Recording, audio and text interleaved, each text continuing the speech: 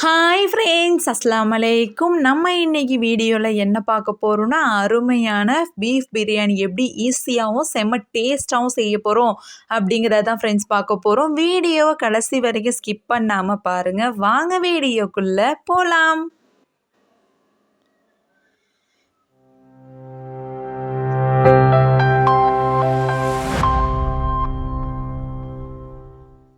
எண்ணெய் ஊற்றிக்கலாம் ஃப்ரெண்ட்ஸ். நான் 4 டேபிள் ஸ்பூன் அளவு எண்ணெய் ஊற்றிருக்கேன். உங்களுக்கு எண்ணெய் எவ்வளோ தேவையோ அந்த அளவு நீங்கள் ஊற்றிக்கோங்க. பட்டை, கிராம்பு, ஏலக்காய் நம்ம ஆட் பண்ணிடலாம். நான் 3 வெங்காயம் எடுத்துருக்கிறேன் ஃப்ரெண்ட்ஸ். உங்களுக்கு வெங்காயம் தக்காளி எந்த அளவு வேணுமோ அந்த அளவுக்கு தகுந்த மாதிரி நீங்கள் எடுத்துக்கோங்க. வெங்காயம் கோல்டன் கலர் இந்த மாதிரி வதங்கி வரணும் ஃப்ரெண்ட்ஸ். 2 ஸ்பூன் அளவு மிளகாய் தூள் இருக்குது இல்லையா, அதை ஆட் பண்ணிக்கலாம். கலருக்காக தான் அதை நம்ம ஆட் பண்ணுறோம். உங்களுக்கு வேண்டாம் அப்படின்னா அதை நீங்கள் ஸ்கிப் பண்ணிடுங்க. இல்லை மிளகாய் தூள் கொஞ்சமாக நீங்கள் போட்டாலுமே ரொம்பவே டேஸ்ட்டாக இருக்கும்.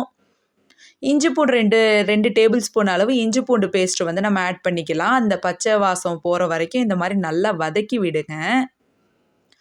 தக்காளி ஆட் பண்ணிக்கலாம். நான் 3 தக்காளி எடுத்திருக்கேன். உங்களுக்கு தக்காளி எந்த அளவு தேவையோ அந்த அளவு நீங்கள் எடுத்துக்கோங்க. பச்சை மிளகாய் ஒரு 3 ஆட் பண்ணிக்கலாம் ஃப்ரெண்ட்ஸ். அதையுமே இந்த மாதிரி நல்லா வதக்கி விடுங்க.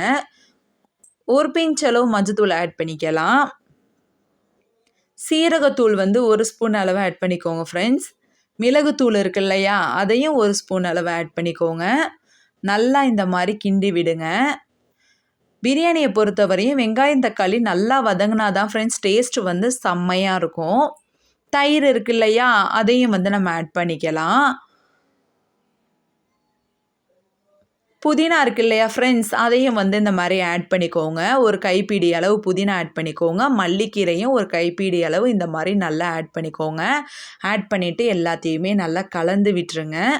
நம்ம பீஃப் பிரியாணி தான் ஃப்ரெண்ட்ஸ் செய்ய போகிறோம். நான் பீஃப் விசில் அடிக்க விட்டது நான் காட்டவே இல்லை. நம்ம பீஃப் ஒரு 5 விசில் விடணும் ஃப்ரெண்ட்ஸ். அதாவது பீஃபில் இஞ்சி பூண்டு கொஞ்சமாக மஞ்சத்தூள் ஆட் பண்ணி நல்லா ஒரு 5 விசில் விட்டுருங்க. 3 விசில் ஃபுல்லில் வச்சுக்கோங்க. ஒரு 2 விசில் சிம்மில் வச்சு அதை நம்ம எடுத்துக்கலாம். அதை ஆட் பண்ணிக்கலாம் அந்த கறியை. இது முந்திரி இதெல்லாம் நம்ம தனியாக வறுத்து நம்ம மேலே டெக்கரேஷன் பண்ணுறதுக்காக தான் ஃப்ரெண்ட்ஸ். இது உங்களுக்கு வேண்டாம் அப்படின்னா நீங்கள் ஸ்கிப் பண்ணிடுங்க. முந்திரியை கொஞ்சமாக இந்த மாதிரி நல்லா வறுத்து எடுத்துக்கோங்க. கொஞ்சமாக எண்ணெய், அதாவது நெய் ஊற்றி வறுத்து எடுத்துக்கோங்க கொஞ்சமாக. அதை வறுத்து ஒரு சைடு எடுத்து வச்சுக்கலாம். ஒரு படி அரிசிக்கு 2 படி தண்ணி ஊற்றிக்கோங்க ஃப்ரெண்ட்ஸ். சேர்வா எந்த அளவு இருக்குங்கிறத பார்த்துக்கிட்டு நீங்கள் ஊற்றிக்கோங்க. தேவையான அளவு உப்பு ஆட் பண்ணிக்கோங்க. நான் கொஞ்சமாக தான் ஆட் பண்ணியிருக்கேன்.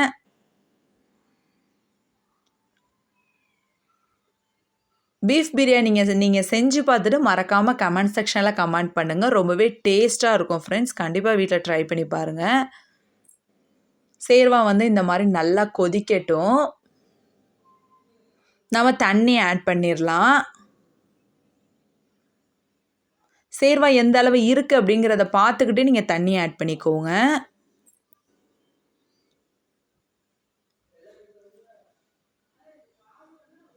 இது கேசரி பவுடர் ஃப்ரெண்ட்ஸ். இது வேணும் அப்படின்னா நீங்கள் போட்டுக்கோங்க. இல்லை வேண்டாம் அப்படின்னா ஸ்கிப் பண்ணிடுங்க. இதுவுமே அந்த பிரியாணியோட அந்த கலருக்காக தான்.